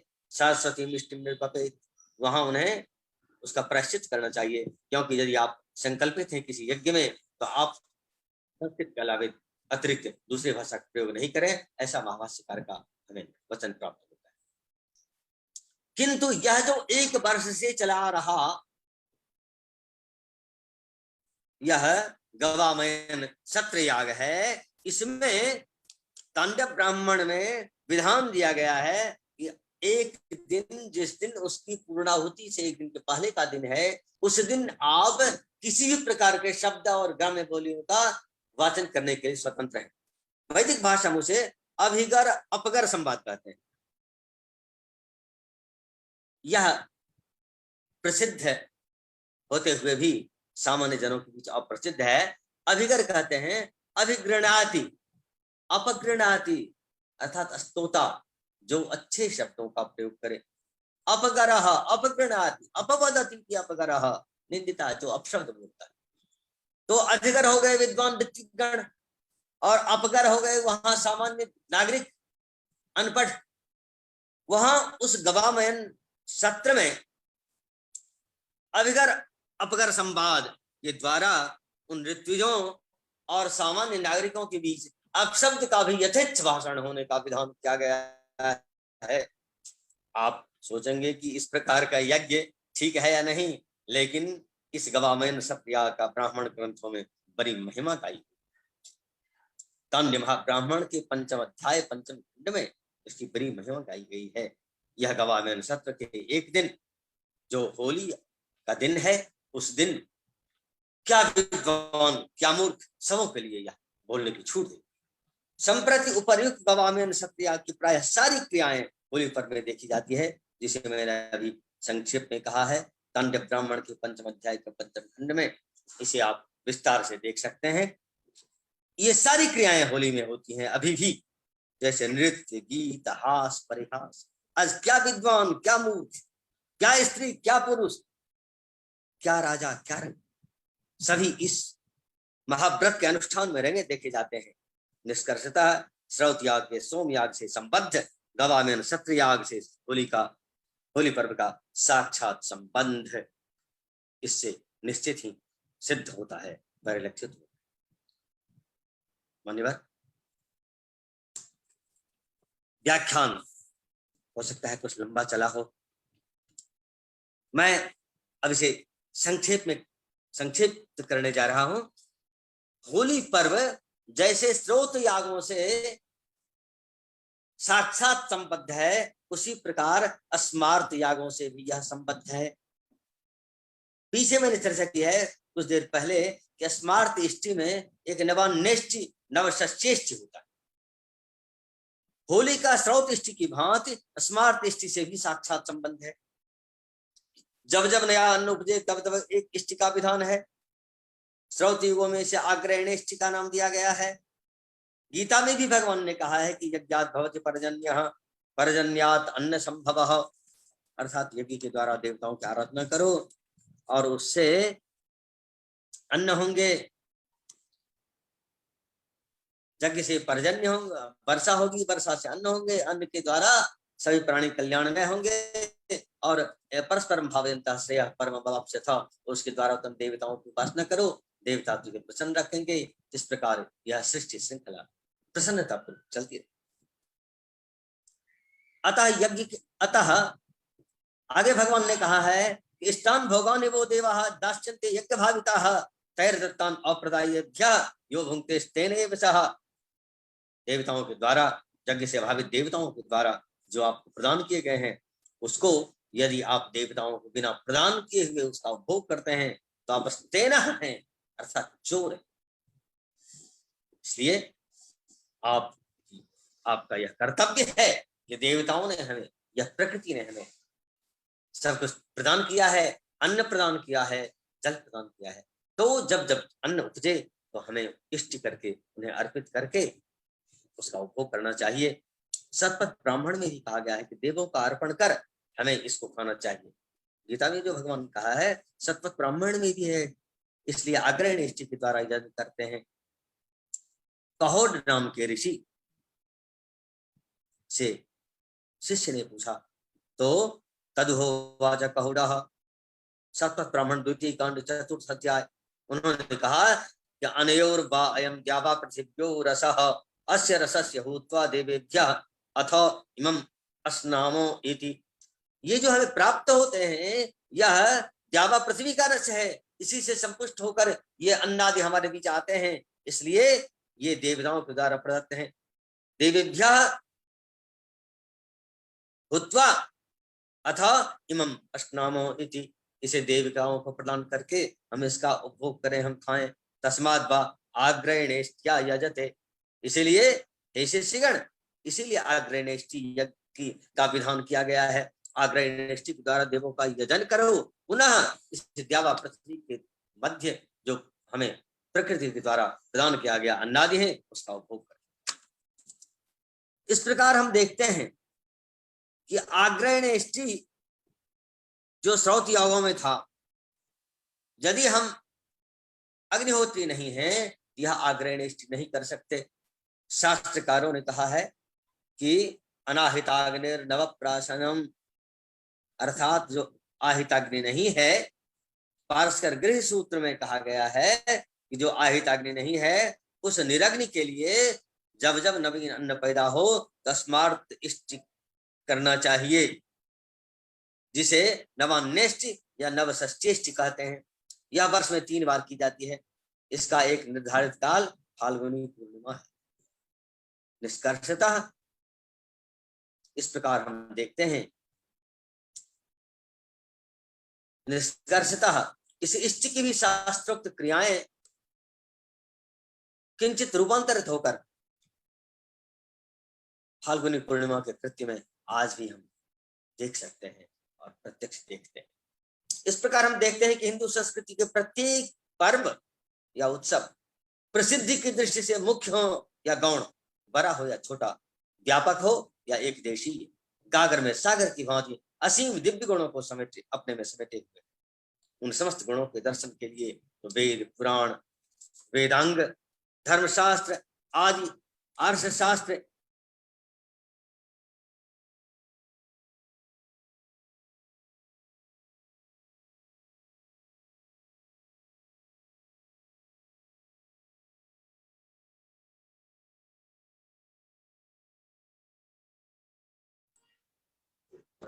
आता है। सामर्थ्य योगान नहीं किंचित अत्र पश्यामि शास्त्रे यदनर्थकम स्यात्, अर्थात शास्त्र में कुछ भी अनर्थक, अर्थहीन या निष्प्रयोजन मैं नहीं देखता हूँ, क्योंकि ऋषि दिव्य सामर्थ्य युक्त हो। इसकी व्याख्या करते हुए प्रसिद्ध वैयाकरण नागेश भट्ट ने कहा है कि सभी कुछ प्रत्यक्ष दृष्टि ही नहीं होते, ऋषियों में दिव्य सामर्थ्य, दिव्य दृष्टि होती है। आप जितने भी देखते हैं उसमें किंचित दृष्टा दृष्टार्थवत, किंचित शुद्धा दृष्टार्थवत, किंतु सर्वथा अनर्थकम नो किंचित इति तदर्थः। अर्थात आचार्यों के कथन कहीं दृष्ट अदृष्ट प्रयोजन युक्त होते हैं तो कहीं विशुद्ध अदृष्ट प्रयोजन युक्त होते हैं, सर्वथा अनर्थक तो कहीं होते ही नहीं। इस प्रकार आर्ष वाणी में यदि दृष्ट प्रयोजन नहीं भी रहते तो भी उनमें अदृष्ट प्रयोजन रहता ही है, सर्वथा निष्प्रयोजन तो होता ही नहीं। अतः हमारी भारतीय संस्कृति के सारे पर्व देश काल अधिकारी के भेद के कारण भिन्न भले ही हों, किंतु प्रत्येक के द्वारा आध्यात्मिक, आधिभौतिक अथवा अधिदैविक कल्याण मानव मात्र का होता ही। हम इस संबंध में एक श्लोक मैंने बनाया, पर्वाणि पूरयन्ति आनंदेन सकलम अपि प्राणिजातम, सकलम प्राणिजातम तस्मान् नूनम नंदयति तानि। पर्वाणि पूरयन्ति आनंदेन सकलम अपि प्राणिजातम, सकलम प्राणिजातम तस्मात् नूनम नंदयति तानि। इस प्रकार यह होली पर्व वैदिक काल से आद्य पर्यंत समस्त वैदिक संस्कृति के कतिपय पुरातन परंपराओं का समेकित रूप से वहन करता हुआ हजारों सदियों से प्रतिवर्ष हम लोगों का मनोविनोद एवं उत्साह वर्धन करता हुआ सामाजिक एकता, मानवता एवं विश्व बंधुत्व की भावना को नवीनता, सरसता एवं नवजीवन प्रदान करता हुआ मित्रस्य मां चक्षुषा सर्वाणि भूतानि समीक्षन्ताम्, मित्रस्याहं चक्षुषा सर्वाणि भूतानि समीक्षे, इस वैदिक संदेश को हम लोगों के बीच देता आ रहा है।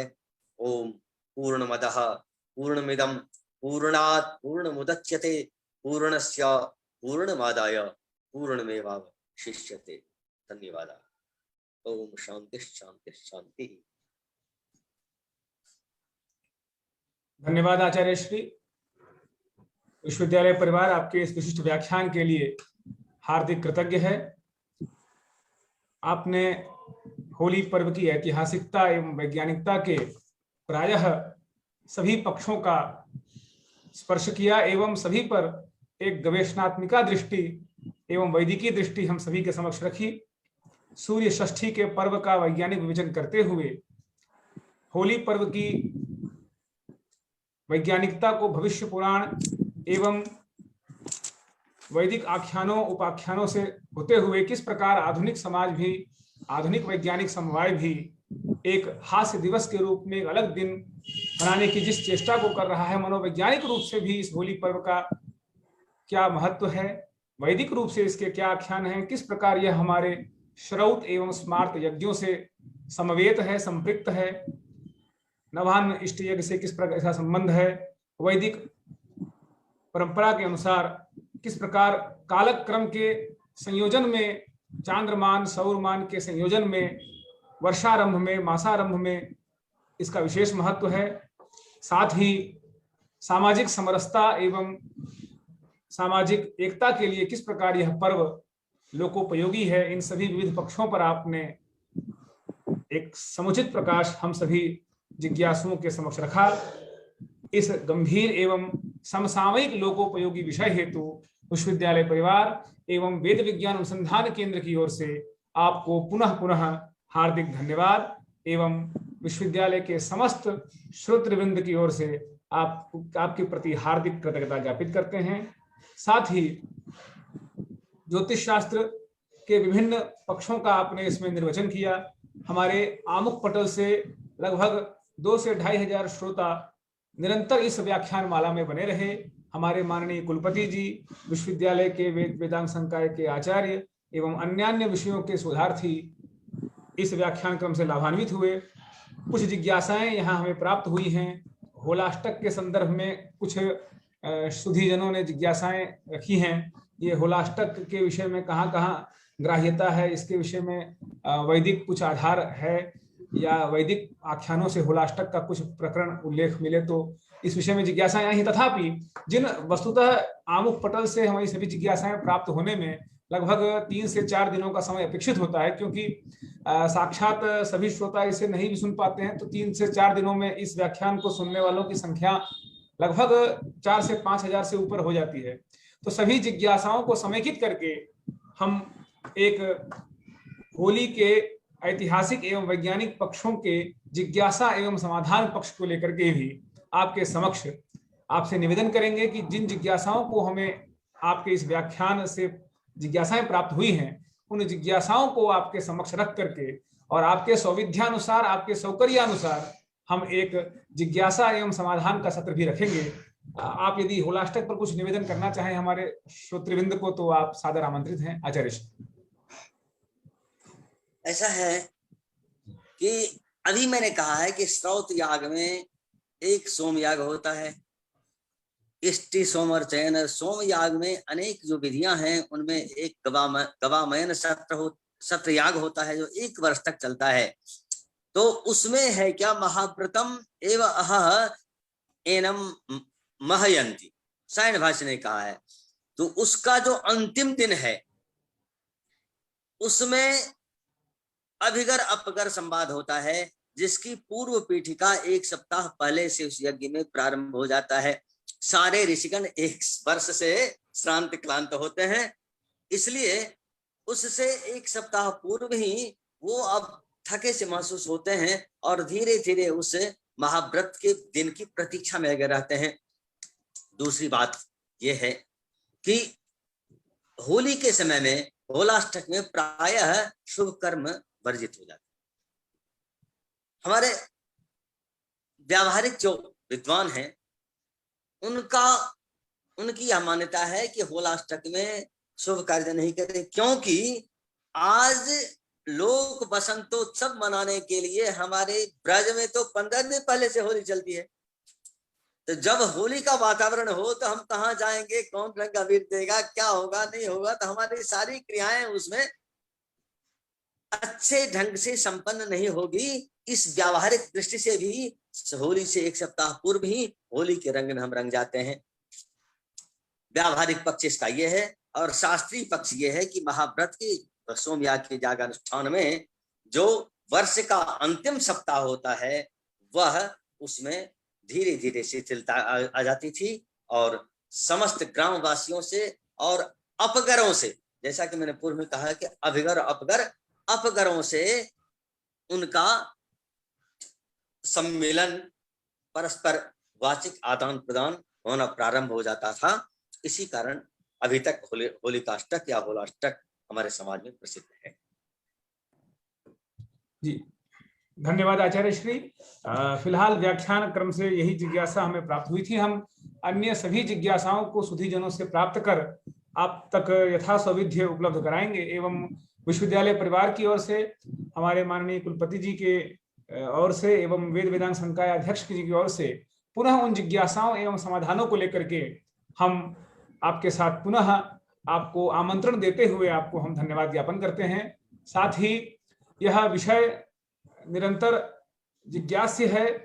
पारंपरिक अध्येताओं के साथ साथ आधुनिक भारतीय संस्कृति के प्रति वैज्ञानिक दृष्टिकोण रखने वालों के लिए भी यह व्याख्यान अत्यंत लाभप्रद रहेगा।